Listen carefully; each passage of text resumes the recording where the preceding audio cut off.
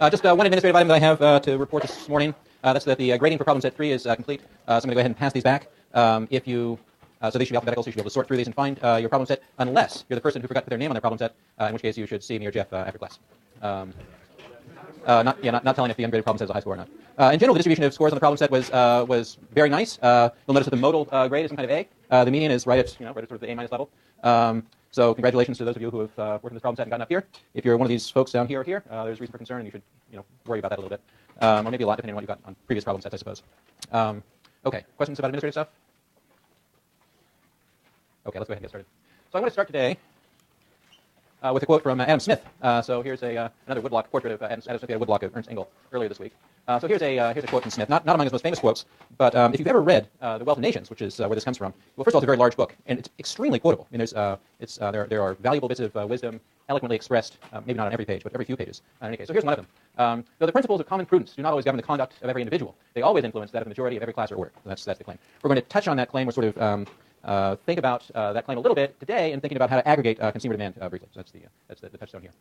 All right, so I have a couple little technical things I want to say before I begin today's lecture. The first thing I want to do is to introduce you to something called Roy's identity. Let me motivate it a little bit first. So you folks already know, having done this now several times on the last two problem sets, I guess, how to go ahead and solve the problem a consumer faces when they're trying to maximize utility when they're facing a fixed budget constraint.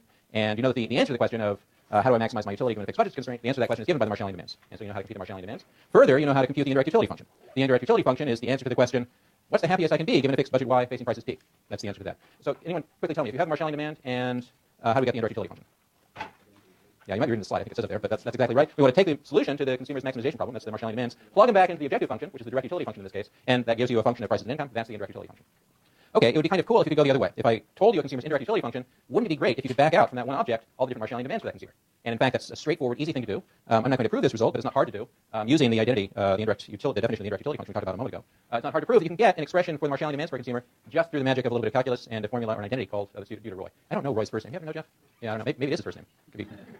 Anyway, so here's Roy's identity. So what we've got here on the left-hand side is, in fact, just a Marshallian demand. So it's demand for a good I as a function of prices and income. The way we get it is to take the partial derivative of the indirect utility function with respect to the ith price. So if we're trying to figure out the demand for the first good, for example, we just take the partial derivative of the indirect utility function with respect to the price of good 1. And then we divide the whole thing by the partial derivative of the indirect utility function with respect to income. And we put a minus sign in front of that whole thing, and that turns out to always be equal to the Marshallian demand function, at least provided these partial derivatives exist, which they ordinarily will. Okay, so that's a very nice trick. So if you're given an indirect utility function, it's just one function. Here's a way to back out, a bunch of demand functions for all the goods that the consumer demands. Okay, questions about that?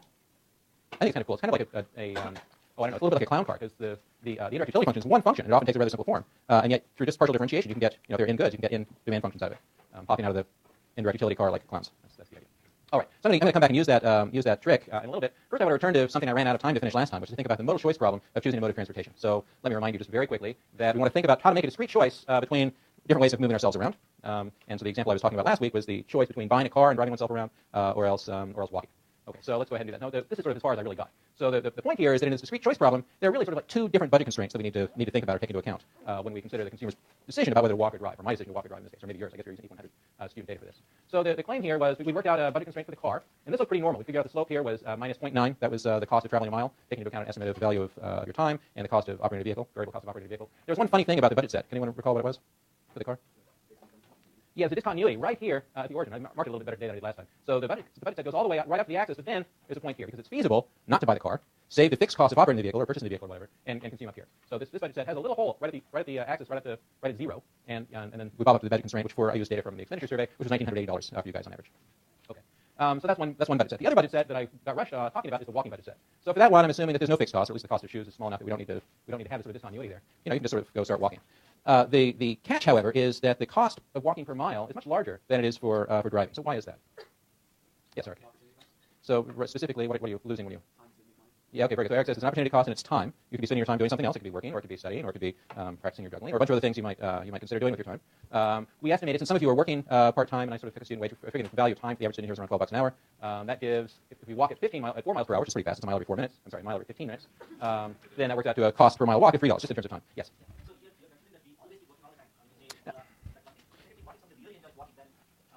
Yeah, okay, so two separate points. Let me address them separately. So the first point is an assertion, which I will tell you in a moment, which I claim in a moment is incorrect. But the assertion is that this assumes that you're working all the time, that the only opportunity cost of your time is working at $12 an hour. And so, that's incorrect, because we do other things like play games or sleep or study or eat or whatever. Okay. So that assertion it isn't correct, I would say, and here's the reason. Think about a world in which we tend to think about these little two commodity worlds. Let's think about one where a consumer can choose to work or choose to consume leisure. We'll treat leisure just the same way we would any other good. Now, if it's the case that we observe people, as we do in this class, who are choosing to work some of the time at a job that pays $12 an hour and to consume leisure the rest of the time, and that they're able to choose how much they work at $12 an hour, that tells us not only that the value of the time when they're working that marginal hour is $12 an hour, but also that the value to that consumer of consuming an extra hour of leisure is about $12 an hour, because they can make that choice. There's, let me draw the picture for you. So a completely different commodity space here, but if there's a choice between two different activities, one is leisure and the other is other goods, and the idea is that by working you can change your trade-off between other goods. So this is in dollars. What's the slope of this line going to be if you can earn $12 an hour? So if you give up 1 hour of leisure, you can get $12. So the slope of this is $12 per $12. Yes. No, careful. So it depends. So we haven't talked about production yet, so we haven't talked about labor yet, but we will later on. So you're confusing, and it's my fault because we haven't distinguished carefully yet, income from your wage, from the marginal product of your labor. So in this world, we're asserting that your income is going to be related to how much money you can earn per hour, which is true. But what you care about is the trade-off that you're implicitly making. If you say, gee, I can work another hour and then I can go buy something with those $12 of earnings, or I can consume that in leisure, that's the kind of trade-off we're talking about. So income's going to be equal to the wage you get times the number of hours you choose to work. So let me sort of draw what that is. If it's all labor income, somebody's going to have some preferences over leisure and other goods. Might result in an intersection like that. This person will choose to work this many hours. Their total amount of time, so I guess this has to intersect 24 hours per day or something like that. So if they intersect here, they're going to work half the time. That's going to pin down their income. So this is now equal to their income that they have to spend on other goods. And different people may have different preferences over leisure and other goods. If they have different preferences over those things, that'll be reflected in their indifference curves, and that'll lead to different choices here. So somebody who really values consumption goods you can buy with dollars is going to have a marginal rate of substitution that involves working quite a lot and consuming very little leisure. They'll wind up working to get more income, take very little leisure, and so on. Now here's the point. This person, even though they like other goods a lot, and this person, even though they like leisure more, both are valued at the margin. They're valuing an extra hour of their time exactly the slope of this line, which is $12 an hour. Okay. That was your first point. Your second point is maybe people just like to walk. That's completely correct, and I'm going to ignore that just for the simplicity right now. Although I take your point, because I really like to walk. Okay. All right, let me get back to this. Okay, so we get a budget constraint here for walking, which reflects the fact that you could be earning $12 an hour instead, doing something else, or else consuming leisure that you value at something close to $12 an hour at the margin. All right, so that's the story. So the budget said if you decide not to buy a car, includes some stuff that you can't get. This commodities up in this region are areas that are not feasible if you buy a car. Why is that? So what's that, Hillary? So Hillary says fixed cost. Can you expand on that a little bit? Because you immediately drop down, so it's $100 to buy the car. So yeah. So as soon as you go and pay the fixed cost of the car, drive off the lot, you no longer have this $500, and so these points over here are no longer feasible for you. On the other hand, you got a car, and so you can travel a lot more at a lower marginal cost than you can if you walk, because the amount of time required to travel is considerably smaller. Okay, so let me draw you another picture here quickly, and I'm going to show you some math, just a little.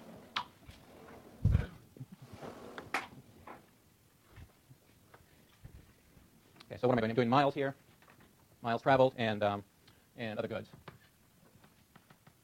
And I got a budget set for walking that looks like this, has a slope of 12, minus 12. And I've got a budget set for the car that looks like this. Something like that, I suppose. I didn't drive very well. This is the car, though. And now I want to think about a person. So you have a choice. That's the whole point. You have a choice here about whether you're going to buy a car or not. And so a consumer's going to have indifference curves over other goods and miles. And so let's say their indifference curves look like this. Let's consider a person with this indifference curve. And let's consider a person with a different person with this indifference curve. Now, here's the point. The feasible set for these two similar people, for people like you, because we sort of calibrate the data to match data from you guys, is not just one of these triangles. Instead, it's the union of these two budget sets. So the feasible set of miles and other goods here is this funny, I don't even know if there's a name for this. Is there a name for this convex polygon? I don't know. Or it's non-convex polygon, I mean. So anyway, this whole shaded region is the feasible set for this consumer. And so a consumer who has a tendency here will choose to consume here. Consumer with a tangent here, obviously chooses to consume there. This person on the lower, this person has indifference curves. They're also tangent here, let's say. So these two indifference curves are supposed to belong to the same person. So this person, if they had a car, would choose to drive this much. But if they don't have to pay the fixed cost of purchasing the car, they'll choose to walk instead and consume more other goods. Okay. Is that geometric construction clear? Okay, there's a third possibility I haven't considered here. Anyone see it? Yes? It's how many miles they travel is a decision they make that's pinned down by the tangency between this funny-looking budget set and the indifference curves. So what determines it are the indifference curves. That's what always determines this stuff. The slopes of this line, the marginal cost of traveling another mile, if you're walking or if you're driving, and of course your sort of total budget in either case. Okay, there's a third, so I consider a case here where there's somebody who has a pretty high marginal rate of substitution between miles and other goods. They choose to buy a car. That makes sense. Somebody who prefers to walk. There's a third case I haven't considered. What is it? What do you mean? Well, okay, so it would be hard to have a well-behaved indifference curve that touched right here, right? If it's smooth, you can't fit it into this kink in a way. But you could have one that was tangent, say here and over here. I didn't draw that very well. This is meant to be a single indifference curve that happens to be tangent to each of these two different segments of this budget frontier. Is that sort of construction? Should I redraw that? This is getting kind of messy. Yeah, okay. Let me do that.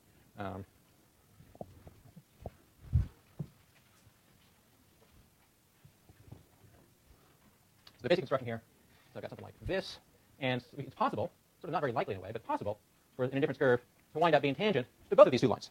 Okay, so what would this consumer choose to do?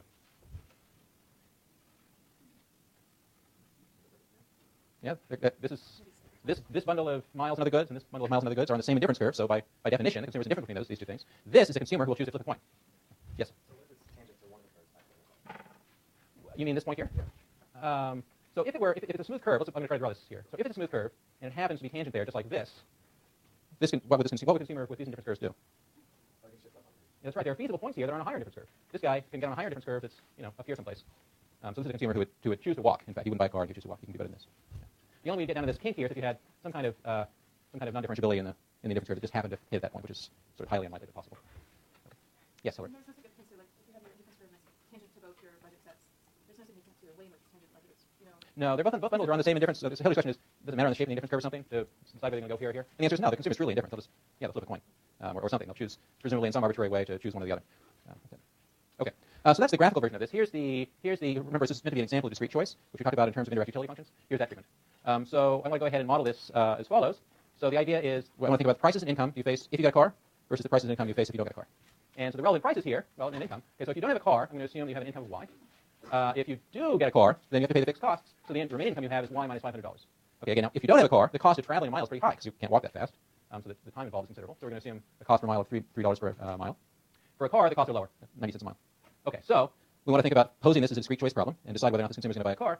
In this case, then, this is the indirect utility of a consumer who decides to buy a car. So their income after paying the fixed costs, so just Y minus 500, we're assuming is the fixed cost of the car, the 500 is. The cost per mile is 90 cents. By assumption, the cost of another good is 1, because we're measuring this in dollars. Let's see. And so that's the indirect utility you get from buying a car. If you walk, well, you have the income Y because you don't have to pay the $500. The cost per mile is $3, and of course the price of other goods is unchanged. So you'll buy the car if this inequality is satisfied. Okay, so let's yeah, okay, that's it. All right, so let me give another example, but a closely related one quickly. We don't have to just think about walking and driving. We could also think about buying a car or taking a taxi. Okay, so how would I draw? So in the case of taking a taxi, you don't have to pay a fixed cost. You just call up a taxi, they show up, you pay them per mile. In a simple version of this, at least. What would the budget set look like if you did that? If you decided to take a taxi. So let me draw this thing for the car again. Something like that. So 90 cents per mile is what that slope is meant to be. What would the budget, if I think about taking a taxi, what's it going to look like? We'll start at the top. I guess this is walking. If all we care about is the ability to maximize other goods in miles, what's the slope going to be for a taxi? So the budget line for a taxi will start here. What happens to it then? Yeah, it'll go down at the price per mile that a taxi charges. And yeah, I don't know. Does anyone know what that is in Berkeley? I should know that. $2.50? Okay. Actually, that's not that. It's a little bit cheaper than walking, but not a lot. So I don't know, maybe something like this. Maybe a taxi. So we have the same story. Now, if you don't care about walking, and that's actually important here, you can always call up a taxi easily. This says that you'd never choose to walk. You'd always prefer to take a taxi because there's no point in this budget set which isn't in the taxi budget set. Okay, in terms of the indirect utility comparison, we can. So I want to think about this. This is a very similar setup. So when cost per mile of a taxi is Q, so we said it's $2.50 or something like that. In a car, it's Q prime. So in our other example, that was 90 cents per mile. If we assume that we have this kind of log utility we've been working with, so x1 is miles driven, z is other goods, and the price of other goods is assumed to be 1, then the indirect utility function takes this form, which is pretty nice. Since the price of other goods is 1, you take the log of that at 0, and so the indirect utility function is just this constant a plus the log of your income minus alpha times the log of the price per mile driven. Okay, so that's the indirect utility function. Again, we're going to make a comparison. We can make a comparison of the indirect utility function you get if you always take a taxi versus buying a car. And actually, let me do that here, I guess, before I go back to that thing. So the utility of a taxi then is this. It's v of q, 1y. Where this is the price of other goods. The utility of a car, we'll say, is q prime. Your income, you have to pay the fixed cost r. So you get an inequality. This is the same inequality you had a couple slides ago. Whoops.